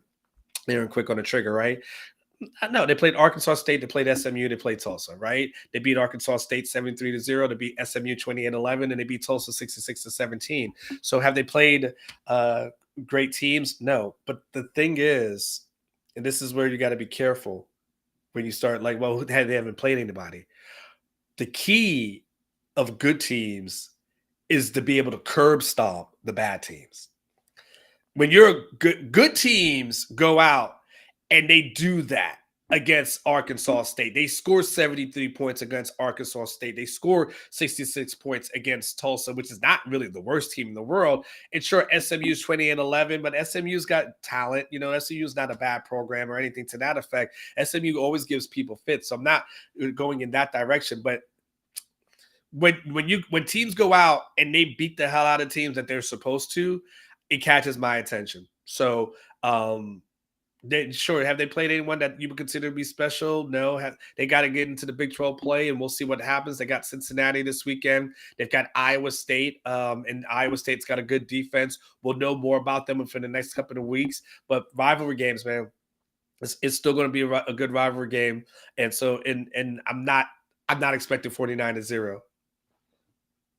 Now, I would love it for you guys that happened, but that's not my expectation. So let's just see what happens as far as that's concerned. Good question, though, Zach the Ripper. Good questions for everybody today. That's why I love, man. You guys are really, you guys are just really,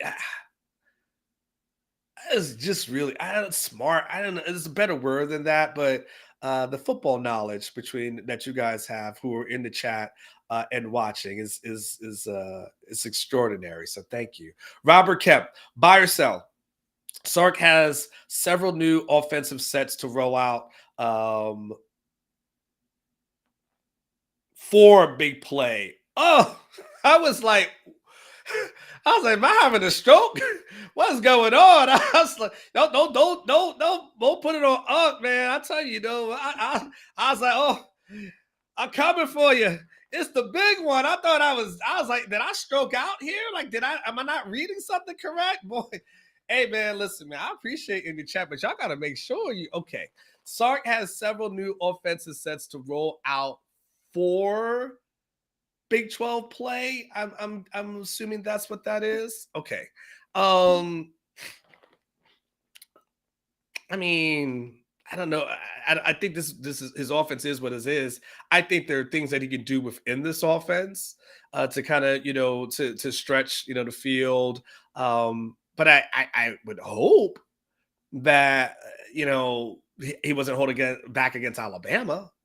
I would tend to think that he was giving Alabama his best shot. I don't think Alabama was a team that you could hold back against, right? So I'd have to kind of sell on that one just because I think you got to give Alabama everything that you've got in order to beat them, right? And, we've seen different things. We saw Xavier Worthy getting ready to throw a pass. I don't think Sark is necessarily holding back. Now look, there's things in his playbook that he will hold out for later down the line. But, he'll unveil and they'll do a couple of different things. But I'll sell on that. I'll sell on that. I'm under the belief that he's been giving this his best shot, and I'm not going to believe that. I think it'd be easy to tell ourselves that, well, the reason the offenses are struggling because he's been holding back. Well, why?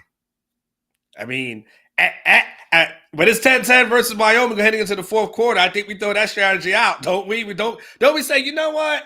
I think it's about damn time that we. Let me go ahead and open this book up because I think we need to pull off a victory because it's not going to go good if Wyoming beats us here in DKR. It's not going to. I have to sell on that one, Robert. Good question, though. Good question. Let's do a couple more. ATX Big Rich, what's going on, homie? How you doing? Quinn, by yourself. Quinn won't show up for a big game this season. OU beats us in Dallas, but we get payback in the Big 12 championship game.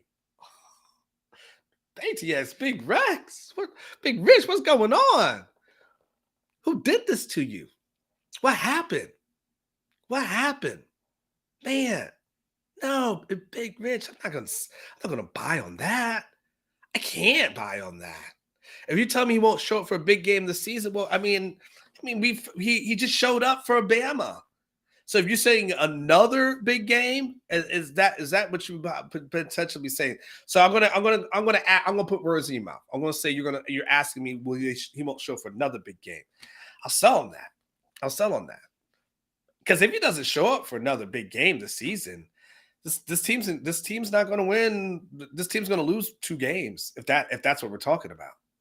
I went into it. The quarterback play has to be there, and so I'm telling you, under that scenario, if he doesn't show up for a big game, and by the way, technically, your big games technically left on the schedule as we look at it, or what? Kansas, OU. I mean, then you get to the second half of the season. I don't know what you would consider. Houston's not a quote unquote big game. There's nothing that's marquee. There's nothing past those 2 games where past OU, you probably don't have an ESPN game day here.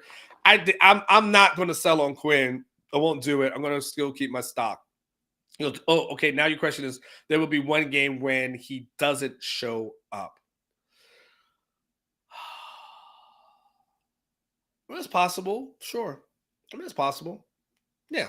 We've seen.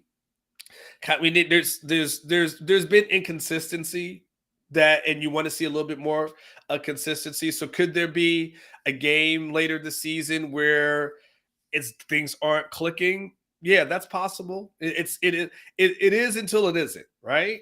Like it is until it isn't. And so until we're at the is it part, then yeah, sure. I'll go ahead. I can buy on that.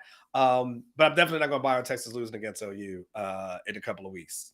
That's never good. That's not a fun weekend. I don't like those weekends because you guys aren't happy.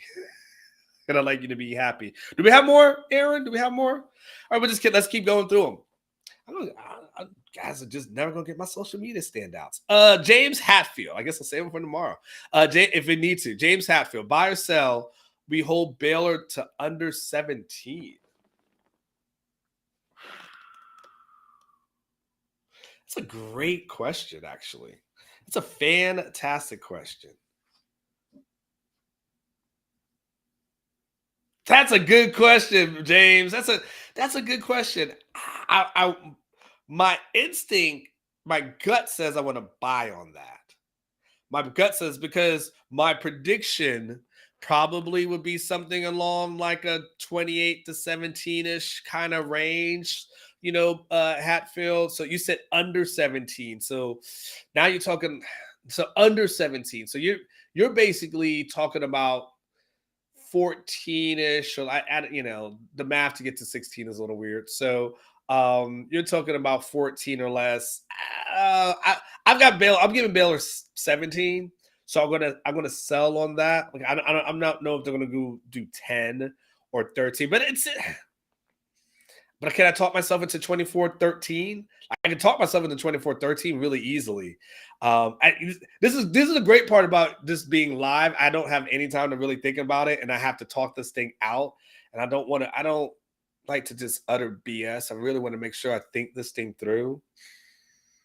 I think my score prediction is going to be somewhere around like the 24 to 28-17 range. So I'm going to sell because I'm going to give Baylor 17 points.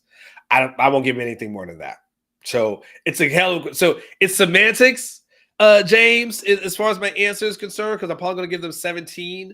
So it's really a semantical question because I just won't go any lower than that. But if you told me at the end of the day Baylor only scores 13 points, I wouldn't be surprised. Will be surprised, and I wouldn't be surprised if there's a defensive touchdown in this game as well. I think that's on the table. So I'll buy on that one. I don't know if I'll buy on that with Kansas, but I'll definitely buy on that. Darian BT, good morning to you, Darian. Glad you are in there. By the way, as you guys are watching, if you can do me a little favor, like hit the like button if you can, subscribe to the channel if you have not. Buy or sell. The Texas beats OU. I like the way you're starting out. And remains undefeated. Yes. The Longhorns will go 12-0 this season. Buy. I'll buy on that one. Now, the tough game will be the Kansas State game. After that, I think that's the toughest game. It'll be Kansas State and TCU for me. Iowa State's at the very end of the year. Houston's trash. Who am I missing in there? Who am I missing in the rest of this schedule? Let me pull it up there. BYU apparently is a little bit tougher than it's a tough game. I will buy that if the odds are there. I would like to buy that, Darian. I will, but 6-0. But BYU apparently has a decent team. So today I'm going to buy that. So what I need to do. Oh yeah, Tech is in there. I'm not. Nah. I think that as a great poet once said, your rain on the top was short like leprechauns. That's how I feel about Tech. Hope you got the reference. Jump around. All right, what else we got? Jump around. That if there ever is a song that gets you pumped up, when you know, right? When you hear that start of that, when that boy, look at here. That's like the original Get Crunk song. South End Zone Queen. Malik Murphy sees the field this weekend. I will sell on that one.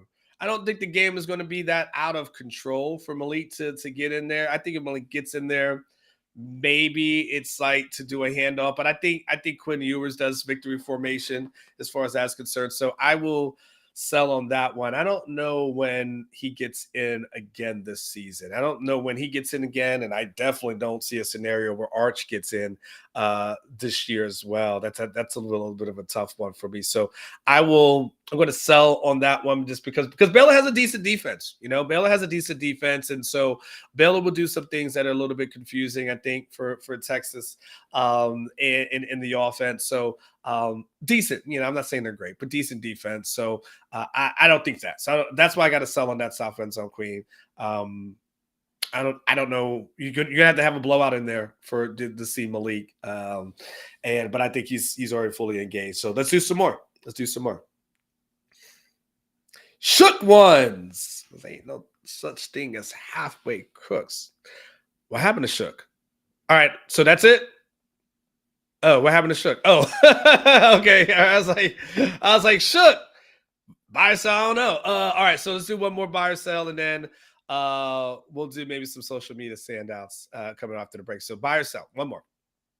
If Quinn can't shake the inconsistency, he'll be playing a year of SEC ball in 2024. I'm telling you, and I keep telling you guys this, and I know you guys think I'm crazy on this about this thing, as I said, but I'm telling you, as of right now, I think there's a benefit if Quinn comes back for another season. I think another year to work through all these things. Now, look, if he balls out over the next 9 games, it is what it is, right? It is what, hey, go, whatever. It is what, do you. But if it's kind of like up and down, like, it's not where it is. And if we see Alabama Quinn for the rest of the year, sure, go. But if not, then say to yourself, you know what? It's okay to stay another year and work out the little kinks and go. Does that blow up the quarterback room? Absolutely. It is what it is. But you win some, you lose some. You got to know people are gonna leave at any point. But hopefully, for your sake, and everybody's sake, becomes a thing in the past and not a thing that we talk about. He goes on, he balls out for the rest of the year. We all go to New York in December because that'd be nice. Go Rockefeller Plaza, and then enjoy ourselves. We'll party in Times Square somewhere, right? So let's for your sake and everyone's sake, let's hope that ends up being the thing. All right, so let's do one more break. When we come back, let's do some social media standouts. I haven't had a chance to do that, so social media standouts. Let's get this in before our prize picks. I'm excited. I told you I got a lot to cover. Thank you for the good questions, by the way. I really appreciate it. Don't go anywhere, though, unless you have to. But don't go anywhere because I got some really fun social media standouts coming up next. Running back Bijan Robinson. He is Bijan. That's what he is. There's no, he's LaDainian. He's Barkley. He's not Barkley because he doesn't have the speed that Barkley does, the long speed that Barkley does. I'm not sure he's LaDainian because he's a little bit quicker in and out of jump splits, which makes no sense. There's an all-22 video going around. If you go to, I think it's Nate Tice on Twitter. He posted it last night. But this is literally Bijan Robinson. Alex Dunlap and I had multiple conversations over the spring where it was like, what is Bijan? What's his comp? And I was like, man, I'm like between like a Marshawn Lynch and like people say LaDainian Tomlinson. And then you also have like this aspect of the athleticism and what he did in college where it replicates kind of what Cam Akers was at Florida State. People are going to hate that because Cam Akers is getting a lot of negative press lately, but Cam Akers was a dog coming out of Florida State.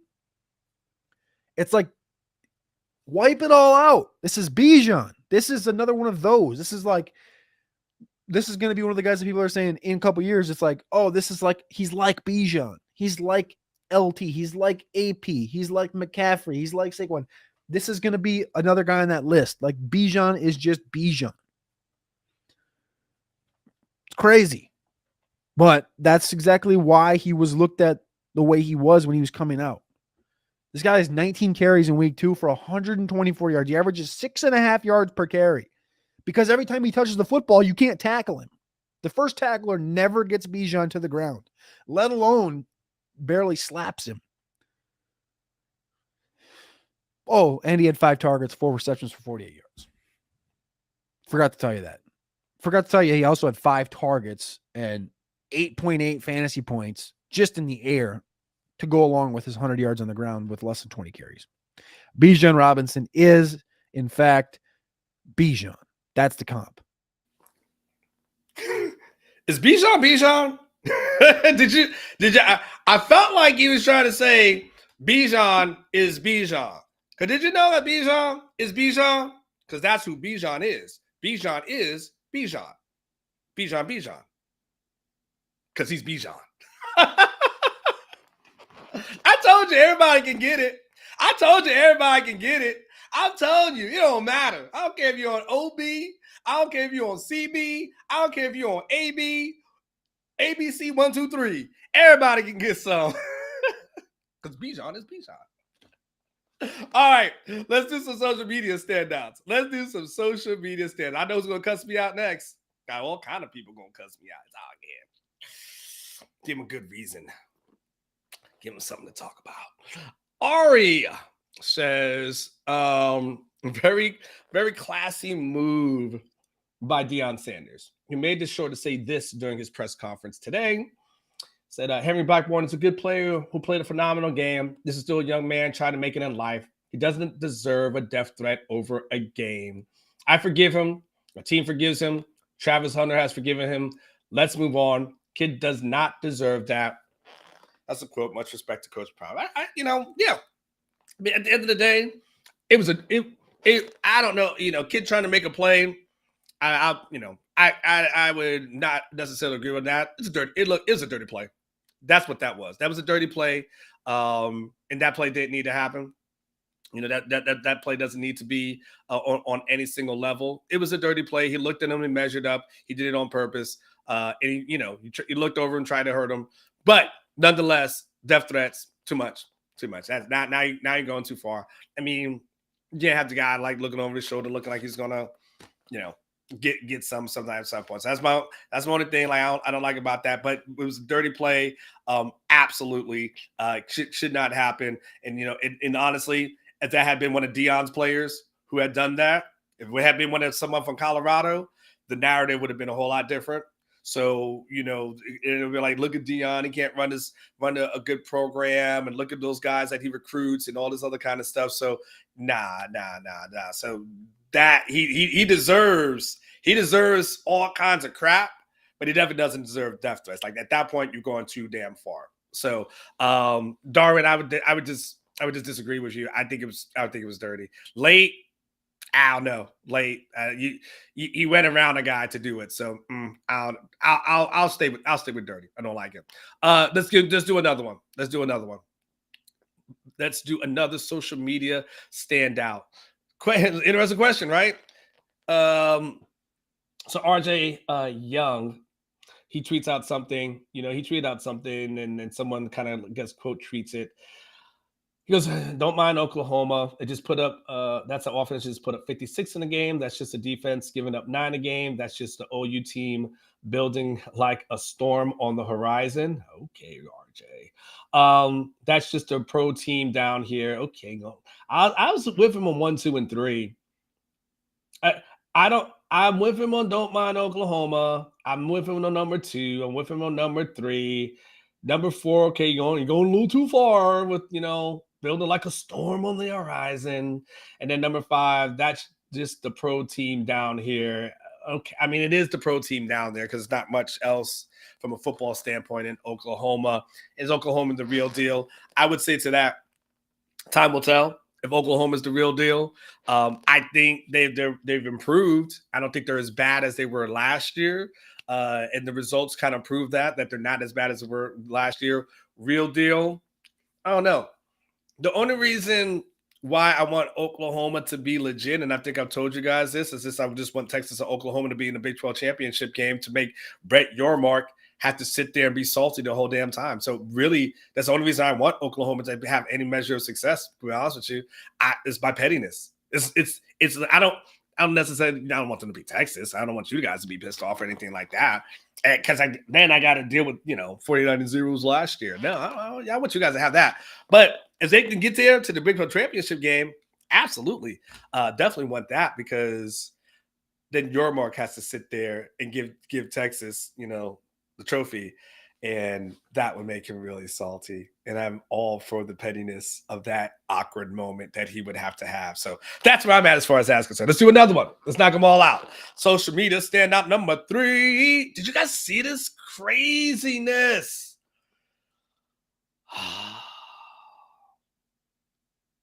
The older I've gotten in life, I understand that we shouldn't be just trying to put hands on each other like that, man. And I feel bad for dude who goes to a game and gets punched and ends up dying. Dude, he got a family, and man, is like, dude is dead. And even obviously, when man throws a punch, he doesn't do this whole thing with the intent of killing someone, right? That's just crazy, but it happens. And I just no understand. I've never really, and I know my gut says alcohol's involved, and there's male machismo, bravado, and all these kind of things. But man, like, what are we arguing over? Why are we trying to go to this degree? I just as the older I've gotten, like, the whole the fighting thing, unless someone's really threatening you or threatening your family. And I guess you have to do certain things that are self-defense, but it's like, what are we even fighting over? Like I remember it was like I remember it was like about like 2 years ago.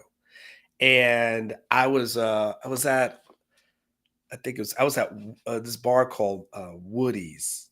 It's out there in Bee Cave. I don't know if you guys know where this bar is at, right?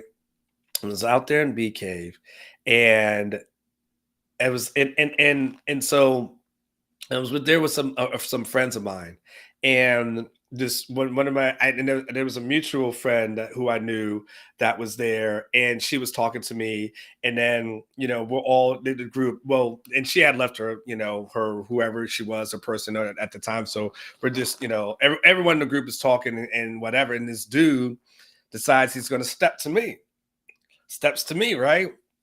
Talking about like what's going on. You talking to him. I'm like, yo, dude, calm down, right? So at that moment, it was like younger me is like, is on. Let's do this thing. Let's do this thing.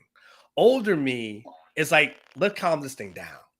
And so I actually worked on, and that not in like a punk way, not like don't hit me. I'm like, yo, bro, calm down.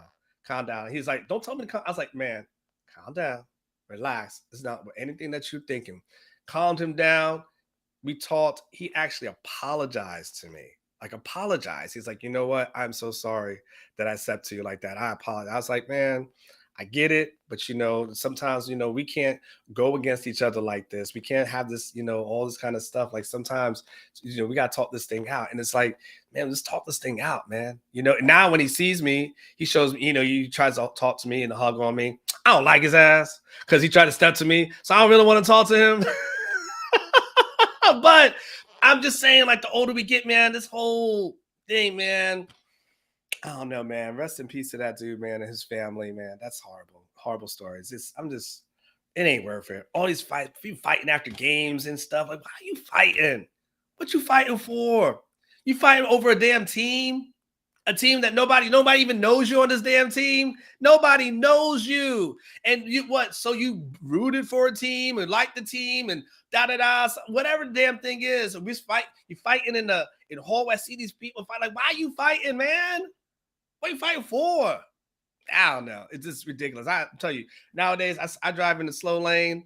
Someone gets mad, throws middle fingers at me, whatever. I'm like, all right, you go road rage with somebody else, man. I ain't got time for this.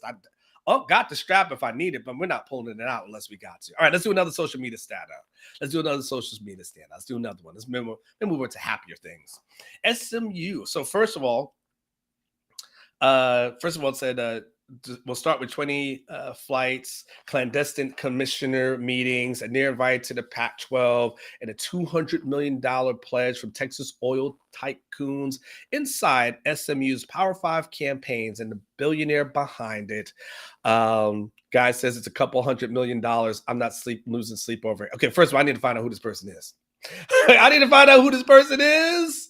And I'm just like, if it's just a couple of $100 million, I've got a house that you can pay off at any time if you just got it like that. And then Ross mentions that SMU announced that it has raised $100 million during the week following the ACC announcement. At least $100 million more is eventually coming as a part of a commitment from a small group of billionaire boosters. In other words, the SMU is trying to make some moves, trying to become and roll with the big dogs.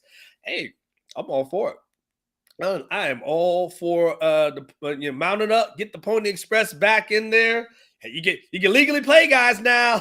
Hey, you can legally pay them. So yeah, if SMU's got an opportunity to do this thing, I'm all for it and all for the competition increasing in the state of Texas. How many more do we have, Aaron?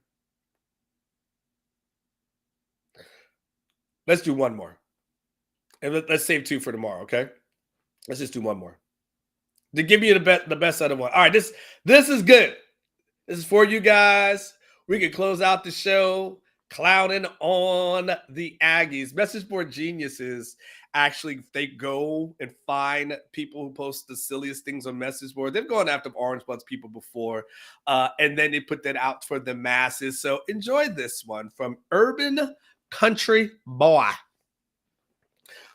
who has a complaint about Jimbo Fisher. Jimbo Fisher, how to dress. Because I am old. I'm so old that we had conference championships when I was at A&M.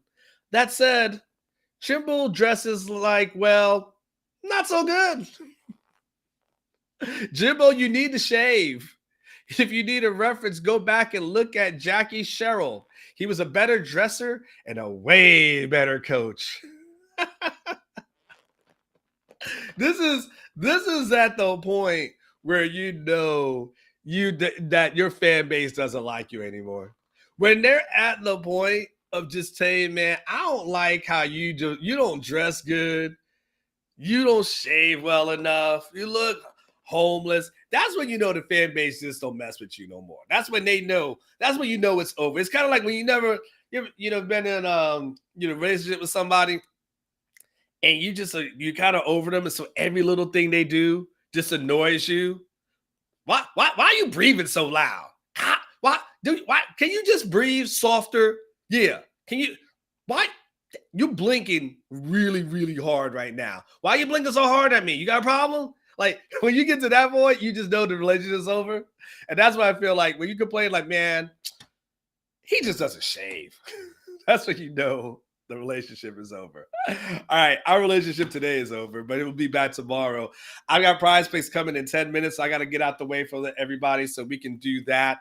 So we got our prediction show coming up next, so don't go anywhere. And then after that, Stark's going to speaking at 11 o'clock, 11:10ish or so. And then at noon, you will have House Divided with Chad and of course, Jeff Ketchum. He will be doing that show. And then, of course, Alex with Football with Friends. I was a guest on his show yesterday. Really enjoyed myself. And so Alex and I have agreed to a bartering system where he'll come on my show once a week and I'll come on his show once a week. And that will be fun stuff. So I think we'll probably do that on Wednesday. So, man, Chris, thank you.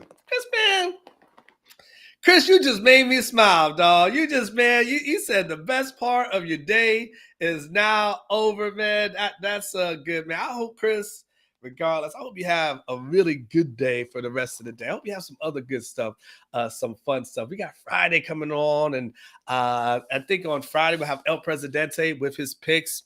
I'll figure out if I can get us a guest in here as well, but I'll try to get some sort of guest line up to there. But it's that fun, fantastic, loose Friday that we're gonna have. So get ready for that. Right.